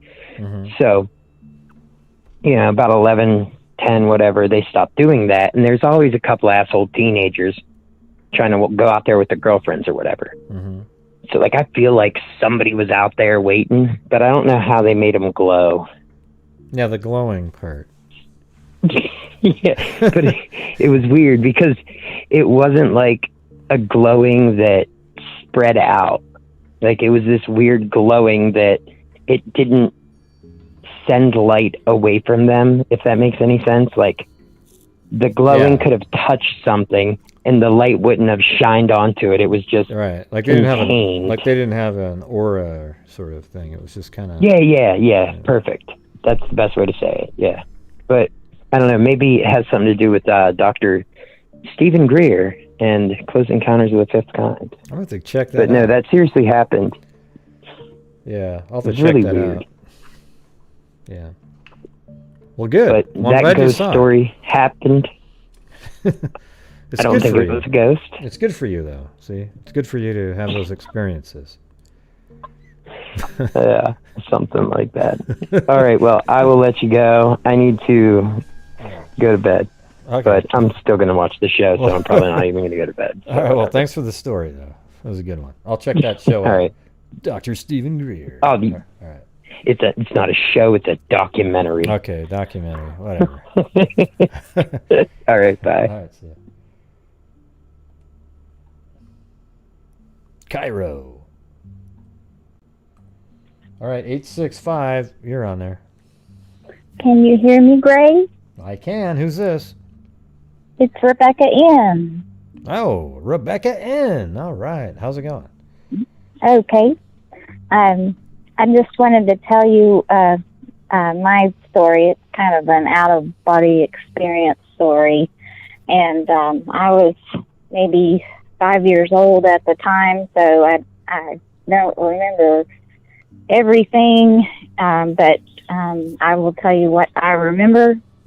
But my mother, we had gone out to eat. My mother made me try some lobster. And, oh, that lobster tasted wonderful. Usually I didn't like it when she made me taste things, but she let me try some lobster, and then I wanted some more lobster, and she gave me another spoonful, but that was it. She was going to eat the rest of her lobster. So we get almost home from going out to eat, and I start feeling real sick at my stomach. And I know I got sick once in the car, and then we got home, and I just remember just getting sick and throwing up. And then I have no memory from they decided to take me to the hospital. So I have no memory of the drive from our house to the hospital. And then I have memories, but they are of me being above my mother and myself, and seeing me laying down on the chairs. They were small chairs, like for kids, and I had my head on my mother's leg. I was laying on my back over a couple of chairs. Wow. And those are my memories at that point. And then the next thing I remember, I was laying on a table or a stretcher or something, and I remember I was deathly afraid of needles at that point, and I would usually scream and cry, and it would take 5 people to hold me down to get a shot. But this lady said, "Look at your mom." And this nurse that was putting a needle in my arm said, "Look at your mom, and it won't hurt." So I just I looked over at my mom, and it didn't hurt. And the next thing I remember is being above the table, like kind of in the air, looking down at myself and my mother standing nearby, and a doctor. And apparently I'd had a severe allergic reaction to shellfish and gone into anaphylactic shock, and my temperature was so low it wouldn't register. But that's your temperature was so low it didn't even register. So you're like almost like a vampire. I was cold. Yeah, that's crazy. It's weird. Well, your mom was fortunate that she wanted to gobble down all the lobster for herself. Right. Because if that's she'd given my mother for you. Because if she'd given you a little bit more, it might have been bad. Yeah. So. Right, and that she wouldn't have called the ambulance either, because that might costed money. So they drove the whole 30 minutes to the hospital. Yeah, you could call the story "Selfish Shellfish." Right. Right. There you go. It's like because your mom was selfish, you survived the shellfish. Wow, man, that's great. Right. Yeah. Well, that's a good story. Well, I won't. I mean, you remember, like, at the time, I mean, you could remember seeing yourself up in the air and all that kind of stuff, right? Right. Those are the only few memories I have of it. Just being up in the air and seeing myself, seeing my body down below. So they must have given you, what'd they give you to get you out of that shock that you were? Probably steroids, I would guess. Yeah. Like a high dose of steroids. Yeah, well, good. I'm glad you made it out of that. That's crazy. Yeah. All right. Well, hey, thanks for calling in, Rebecca Ann. Good Thank story. you. Great Hughes. Hey, that was I got good. a few more, but I'll call back on some other shows. Yeah, wait. Yeah, just keep hold of them for the next one. All right. Okay. All right. Have a good I'll one. talk to you later. Yeah, you too. Talk to you later. Bye-bye. Bye. She said that good. All right. 765. Is that me? Yeah, you're a 765, right? Oh, yes. I go by Cold Truth on there. Okay, well, you didn't put your name on there, so I wouldn't know. Oh, I didn't. I called from my computer so I could use my better mic, but I didn't see where I put my name in. Mel. My name's Mel. Cool. But my story is kind of a downer, but my friend, my coworker and friend, she was murdered by her husband just before she was getting ready to flee. Wait, hold on one second. I think I go to your show sometimes and watch, right? I mean, not every day. Oh, really? I think so. I don't know. Oh, wow. I think I have. I don't know. Please don't judge. I'm very new. I don't know if I have or not, but I can't remember. There's some that are similar, but you sound familiar to me. But go ahead. So go ahead. Tell your story. I have a podcast, and I sometimes get on YouTube. I don't like YouTube because then I just have a talking eyeball. You know, I think that's kind of lame because I don't want people to see my face. Yeah. Okay. Delphi death threats. The joy of living in Indiana. Yep. But anyways, so my friend, coworker, she was murdered by her husband. Her husband. And she was in the process of trying to flee. He was very dangerous, very creepy. Tons of stories about that, but another time.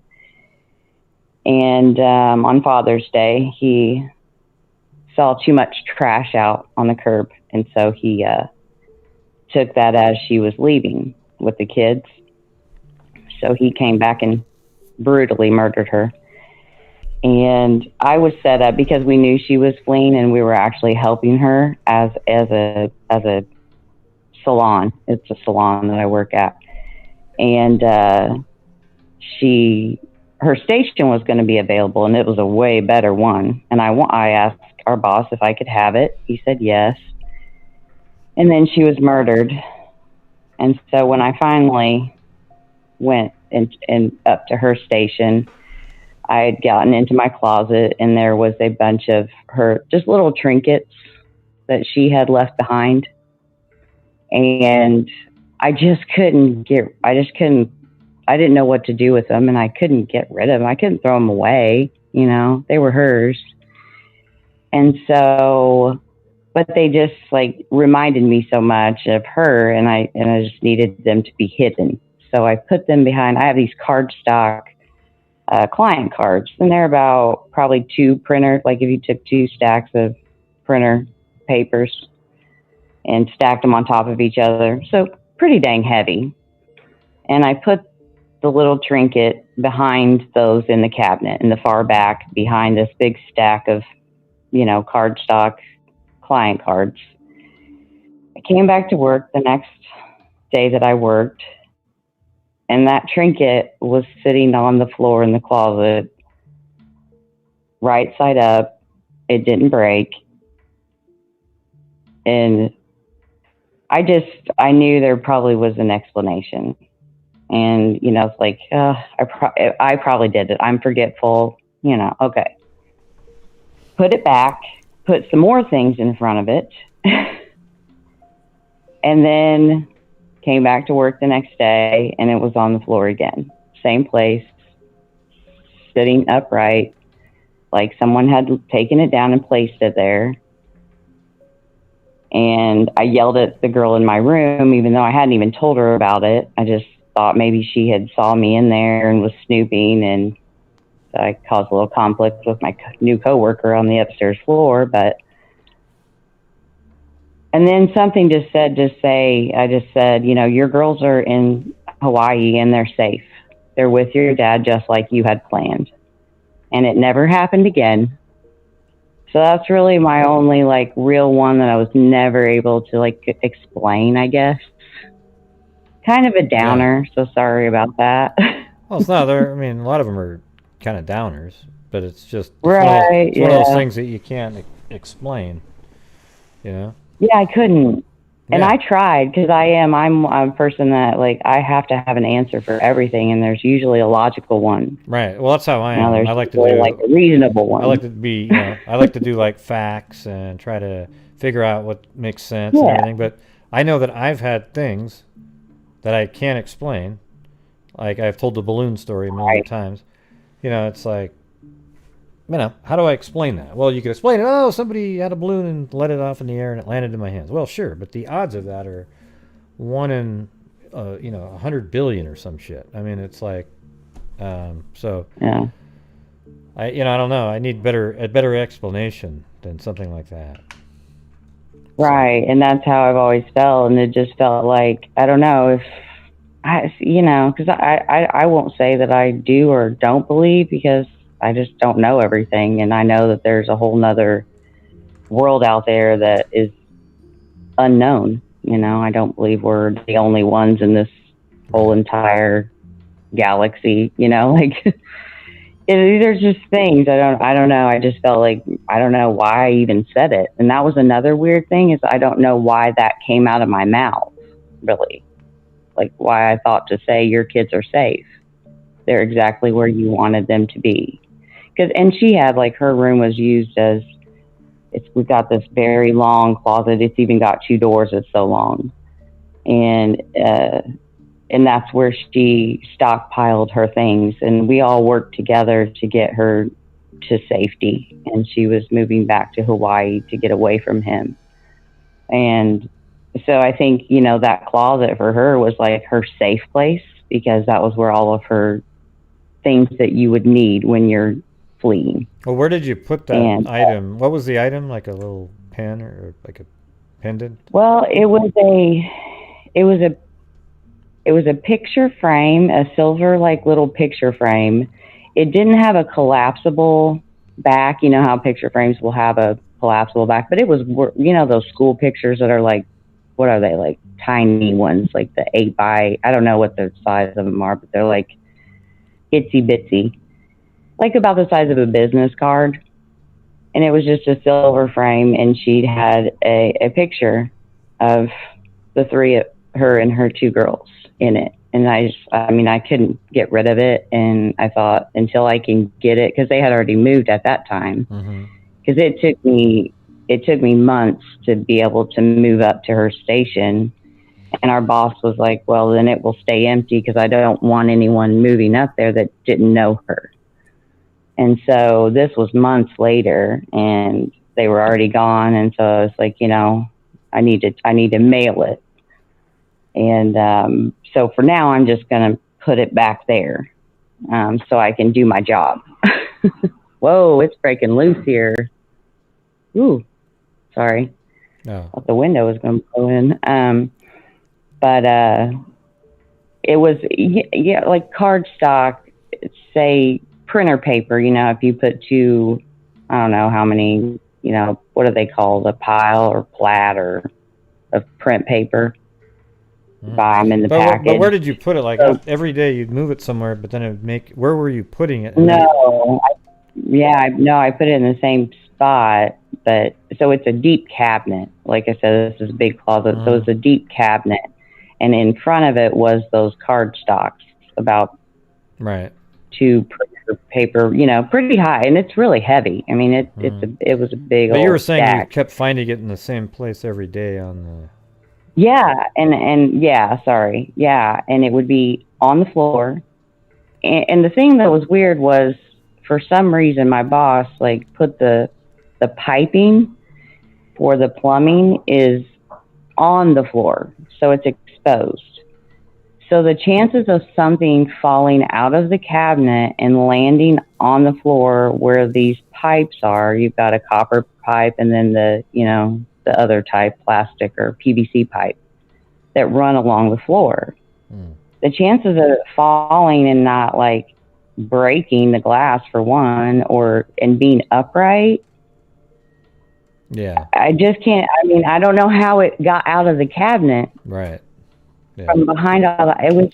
So you kept putting it back in the cabinet. Well, you'd put it in the cabinet, and then all of a sudden it would just show up on the ground or whatever that was. Yeah. Yeah. I work every other day, and so the 2 times that I did it was when I went back in, because I get in my closet every time I'm getting ready for work to get my towels out and different things, and it would be on the floor, sitting right there. It just, whew, I don't know how it got there, and no one knew.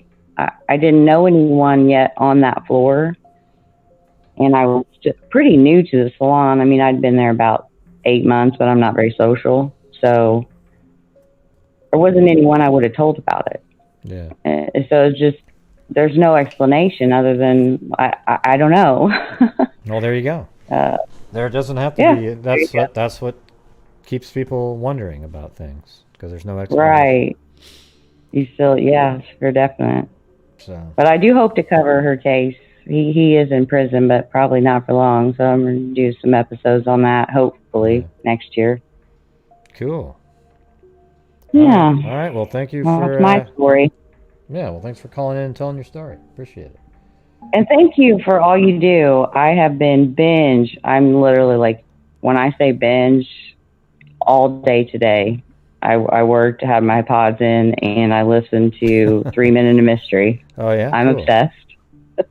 Yeah, you guys are doing really awesome things, and I really appreciate that. Oh, cool. We have a new season that we're doing is on Allison Watterson. Oh, are you? Good. That's the case you've been doing on your channel. Yeah, so I've been watching like I knew it well enough, and I'm friends, so we could probably, I think it... Right. So we've already recorded one. The thing is, I always feel like I'm a little, you're doing it with 2 other people, and it's hard to say all the things that you know or whatever, because as soon as they say it, and then you can't repeat what they said. And, right.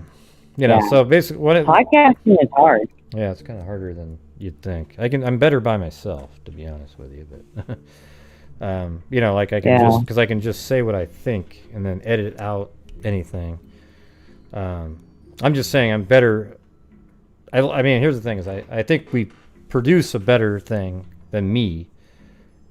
But I'm better by myself getting out what my thoughts are, because I kind of work through things and I need time to sort of and then I work through it and then come up with something that probably is likely. But and those formats, it's hard, because you sort of. It is hard, but I really do. I've noticed that some of the questions that you ask are. I mess up words all the time, but poignant. Like they're questions that like, oh, I was thinking that. Like, yeah, like I'm glad that you asked that. Oh, thanks. And especially with the interviews you did with, I'm going to butcher her name. Kay. Oh, you were listening Sarah, to the first one, the very first. I'm still on Elisa. Oh, Elisa. Okay. So I made it through season 1, and I'm about halfway through season. Oh, it was Sarah Kayleen?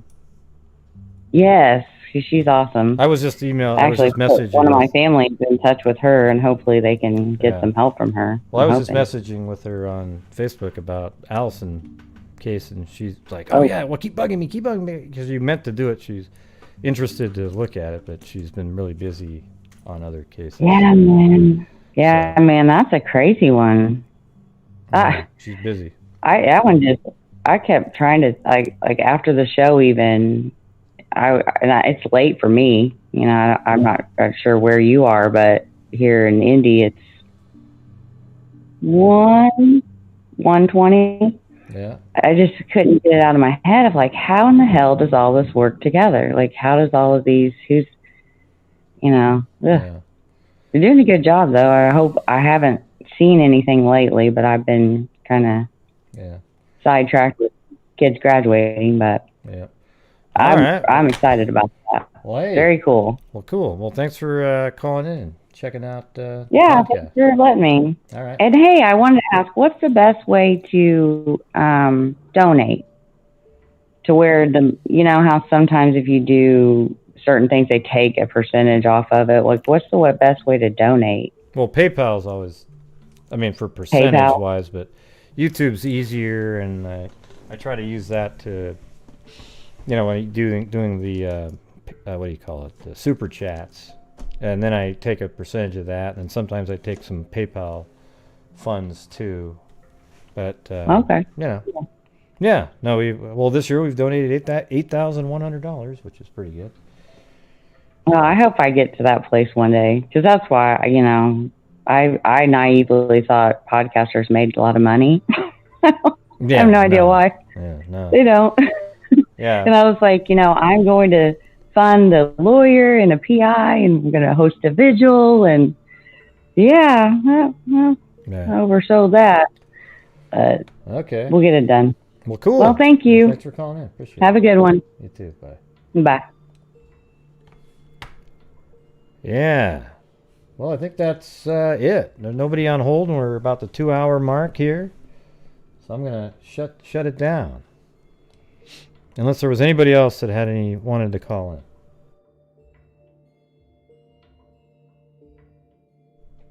Just sneezed right there. I don't know what round top is. Pizza?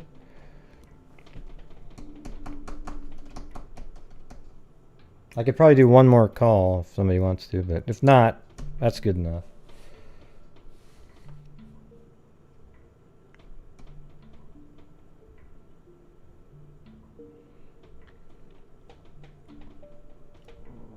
Oh, there goes my stomach.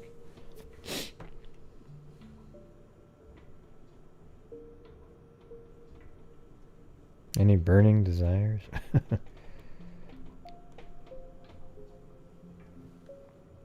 Yeah, maybe it's the smoke. Maybe I'll put the... Oh, boy. I don't know. I get nervous when somebody shows up with a name.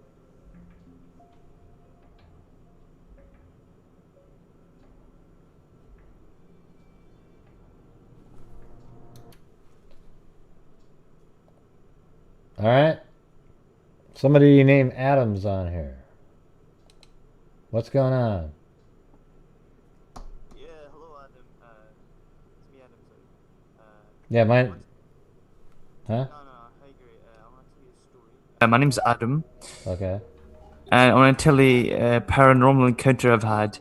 So this was around about 5 years ago, and I was actually at my grandfather's house, and his house is like very old. It's probably over 100 years old, And so I was in the attic one day, and I felt something like in my back, like an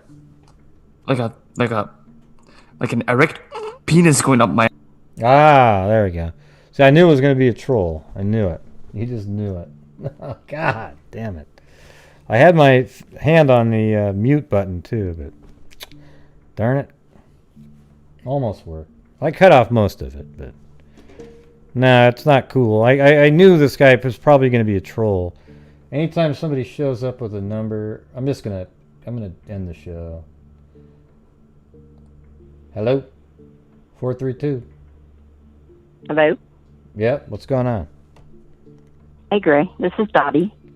Hey, how's it going? I thought I Now, Dottie, thought I would like, call who and is this? Who is this? Dottie O. Caspian. Oh, I was going to say, is this Dottie O. Caspian Narcissus?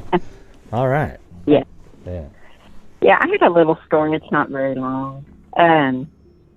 We had moved to our new house, and I had packed up my youngest daughter's stuffed animals and stuff like that, and had put them in the garage, which you could access through the kitchen and the laundry room.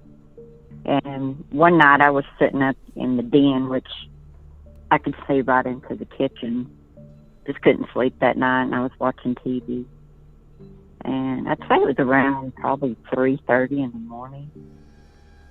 And something just came flying into the kitchen and landed on the floor. And I thought, what's that? It's a new house. We hadn't been there very long. And so I got up and went and looked, and it was one of the stuffed animals that I had boxed up and was underneath other boxes in the garage. And I thought, okay, all our bedrooms are in the back of the house, so I knew it wasn't my husband or my daughter. And I just picked it up and I thought, went and looked, opened the door, the garage doors are down. So, nobody was in there. And I got a little bit freaked out by it, and I thought, I wonder if anything else is going on in this house. So I thought, okay, you're a cop, you've done this, don't be scared, So I went back in the garage, turned on the lights in the garage, and the box was still underneath the other boxes. And I just laid it on top of the other boxes and turned everything off and went back and started watching what I was watching. And I'd say it was about 20 minutes later. I mean, not even that long. I'm still kind of thinking about it in my head. And it happened again. And it's the same stuffed animal. And I thought, what is this?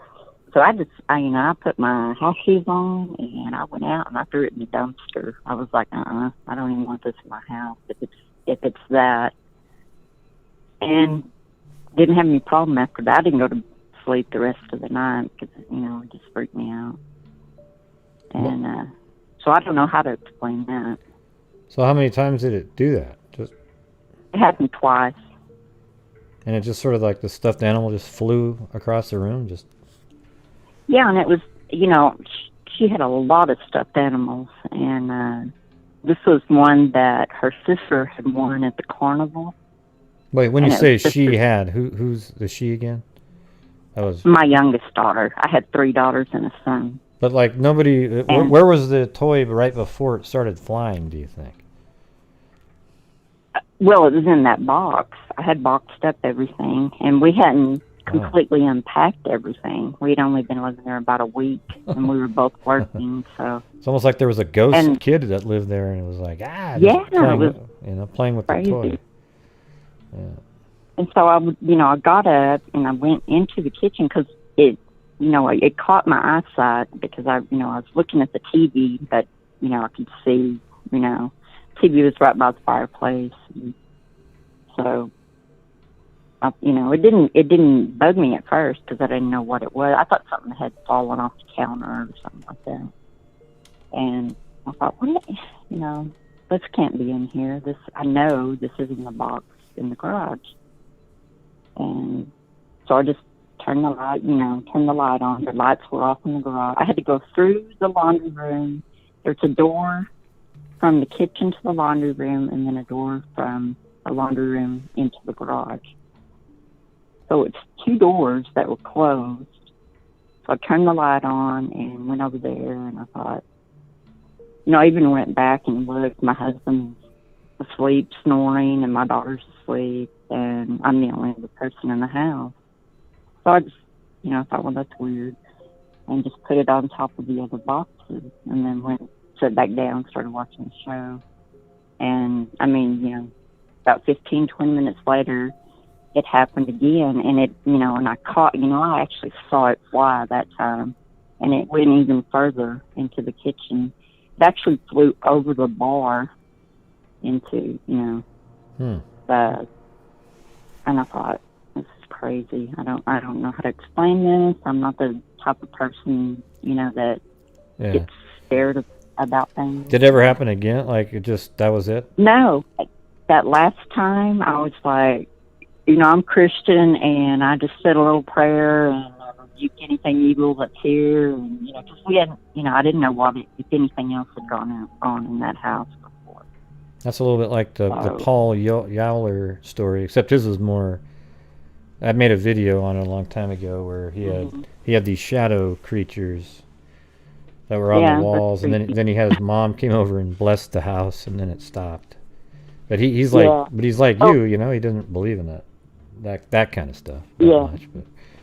The second time, though, I had, I put my house shoes on, and I thought, and we lived in it was a corner house, so I just walked around our back gate because I didn't want to mess with the dogs, and threw it in the dumpster, And then I came back in and said my prayer, and but it, it was still kind of bugging me in the back of my mind. I should have been relieved at that, but it never, never happened again.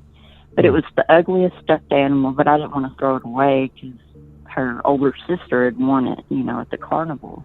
And I thought, well, shit, okay, maybe it became became a Chucky, like a.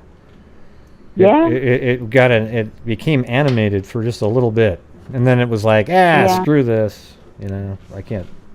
Yeah, it was weird. I thought, okay, did that have anything to do with coming from the carnival? I mean, it's traveled all around these different places. I guess the way they load everything up and move from town to town. And hey, but I want to say thank you for all your support all the time. You're always nice, and then you. Oh, sure. Sometimes when it's really slow, you'll send in, you do your little, your Dadio, those little cute little faces they always put on there. The little, I don't know what you call it. What is it? Is that a sticker? That's the sticker. They're lemon. It's under the super stickers, at the bottom. You can just slide all the way over. It comes up with the pairs. Oh. And then you just slide. I keep sliding over, and I found the lemon head. Yeah, I like those ones. I thought, well, those are cute. I wish I could do more, but we're both retired, and I appreciate it. Now. Well, well, thank you very much. I appreciate it. All right, I love you guys. Oh, bye. Love you too. Have a good one. Dadio Caspian Horses Rock. Hey, and Adam, that's probably not your real name, obviously, but you're an idiot. Okay? You're the type of person who sits around, and probably what you started to describe is what you do to yourself every single day, but you thought you would tell people about it. Okay? But I kind of knew that you were going to be a troll right off the get-go. That's why you came in with your little name on the screen and all that shit. But you're just an embarrassment, And that's all there is to it. So just look in the mirror and look at yourself and think, I'm an embarrassment, okay? Because that's what you are. All right, everybody. I think that is going to be it for me tonight.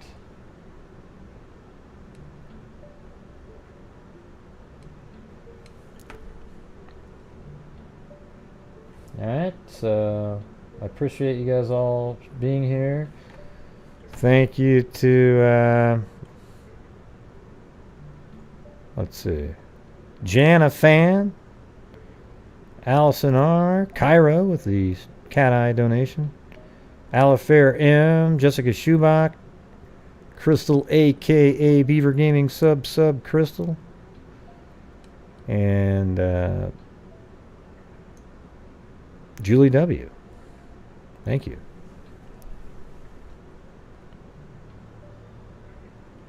And then Roe right there at the end. Thank you very much.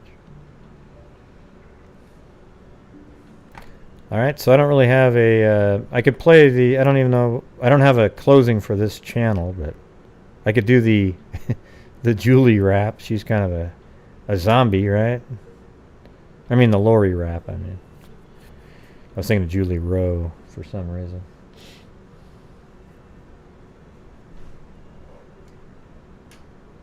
Yeah. Yeah, and thanks everybody for calling in. That was great. Those interesting stories. You know? Like they're all interesting. They're all those weird things that you just can't explain.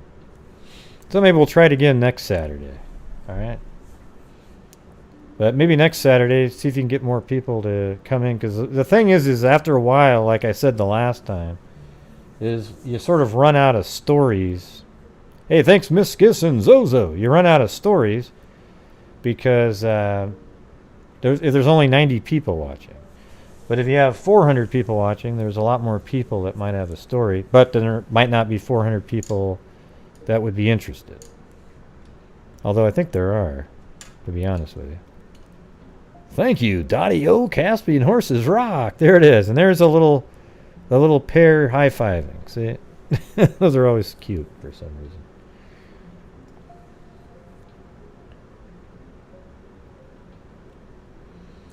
But yeah, I could try to maybe do this on Saturdays again. But anyways, I really appreciate you guys' support. And, you know, good stories. So have some more stories. Don't tell, you don't need, that's why I don't want you to tell 2 of them, or 3 or 4 on one, because then you can save one for the next time. Alright? And so when you call in, don't put the... I don't know how to explain it. I knew that guy was going to be a troll, though. I just knew it. I even had him on silent to start because I had that feeling. And then I thought, okay, then I took him off, and then he snuck in a couple swear words, but I didn't let him finish the sentence. All right, everybody, so thank you very much. We'll see you back over on the Gray Hughes Investigates channel tomorrow for the usual shows. And I got to figure out that one. That got really confusing quick at the end of that last show. All right, everybody. So that's it. And as I always say, everybody, until next time, be safe out there. And here's that rap.